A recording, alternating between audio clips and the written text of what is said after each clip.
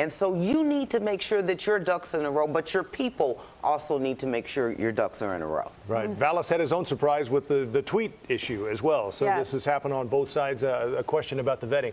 We're going to continue the conversation in just a minute, but right now we also want to point out that 14 wards are also up for grabs in the election tonight. You can see all of them right here on this map. Ward 11 on the south side, including Bridgeport and Chinatown. Chicago police officer Tony Cervino is trying to defeat current Alderwoman Nicole Lee, who was picked by Mayor Lightfoot to lead the ward last year. Our Charlie DeMar is at a polling place in the 11th Ward for us tonight. Charlie?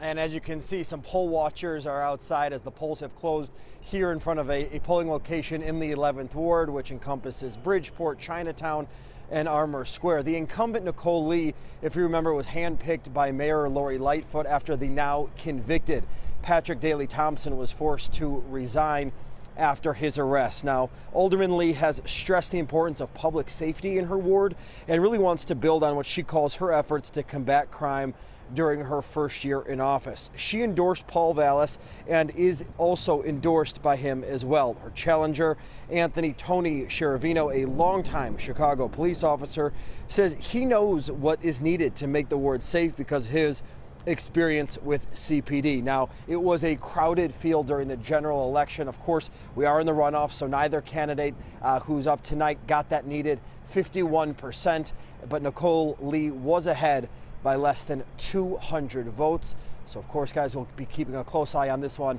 and see how it shakes out tonight. Back to you guys. Charlie, thanks. In the 24th Ward on the west side, Alderwoman Monique Scott is running for a full term after being appointed to replace her brother Michael. She's being challenged by small business owner Creative Scott. Same last name, no relation. Alderman Scott nearly won in February when she received 45% of the vote.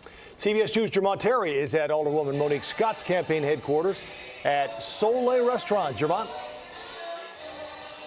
Yeah, Joe and Erica, Alderwoman Monique Scott is hoping for a victory. Now, some of her supporters have started to gather here at the Soleil Restaurant, and she's hoping that she will finally get a chance to be elected to office. Keep in mind that she is currently serving out the remaining term of her brother's term, who resigned, and Mayor Lori Lightfoot appointed Monique Scott to this ward. Now, she's hoping that the name recognition will really resonate with 24th Ward voters and put her over the top. As you mentioned, she came in on top back in February with 45% of the vote and a very crowded race, but she did not avoid today's runoff. Her challenger, Creative Scott, no relation, came in second with about 12% of the vote, forcing this runoff today. Creative Scott was out doing some last-minute campaigning just before the polls closed. The small business owner tells me he believes this will be a very close runoff race and wants the outstanding mail-in votes counted before a winner is declared tonight.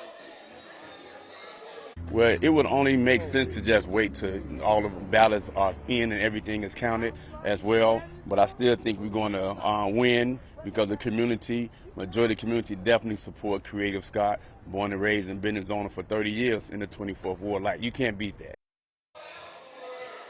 Now, Monique Scott will be at this, what is she hoping again to be a victory party in just a few moments. I'm told she should arrive around 7:30. Keep in mind that the 24th Ward includes portions of North Lawndale, South Austin, and West Garfield Park.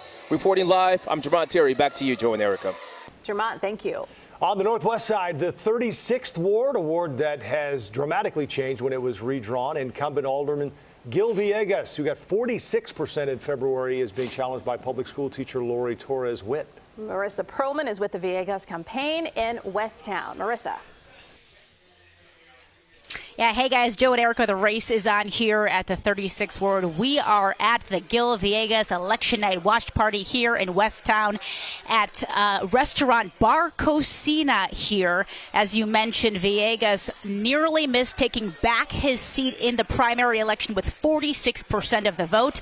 Now facing challenger Lori Torres-Witt, who got about 30% of the vote in the primary. Now, as you mentioned, this election night looks a lot different because this district looks dramatically different now. Its longtime boundaries are really no more. We want to show you a new district map. Some likening it to a pool noodle, some calling it a snake, the shape of it. Aldermen reconfigured it during last year's ugly citywide remap fight. This ward stretches 8 miles from Montclair on the northwest side to Ukrainian Village and then back here to Westtown. Some have called this redistricting a prime example of gerrymandering. Now, this is a runoff election where we know that turnout will matter. There are 57,000 people who live in this district. More than half of them identify as Latino. In the primary election, about 10,000 people showed up to vote. So tonight, we know that both candidates are hoping for extreme voter turnout, and they hope that it will go their way. We'll be watching those results come in throughout the evening here in Westtown. For now, back to you both in the studio. Marissa, thank you. And on that note, we are up to 530,000 votes cast, which is 33.2%. And it is roughly where it was on February 28th and about where it typically is. Yes. It has been. Now let's go to the 45th ward on the northwest side of the city. Controversial incumbent Alderman Jim Gardner. He got 48% of the vote in February. He is being challenged by small business owner Megan Mathias. CBS 2 Sabrina Franza is at the Mathias campaign headquarters at Dakota 94. Sabrina?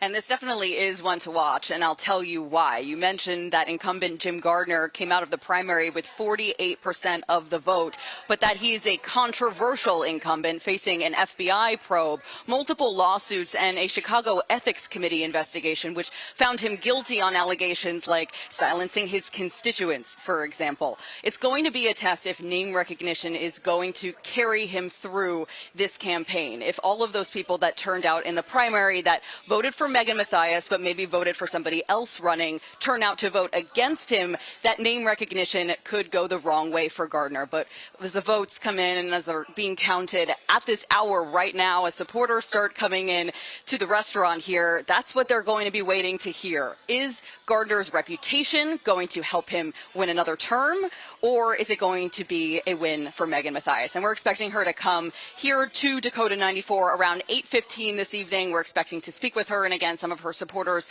are coming in, so we will keep an eye out for those results as we start hearing them. Back to you guys. All right, Sabrina, thank you.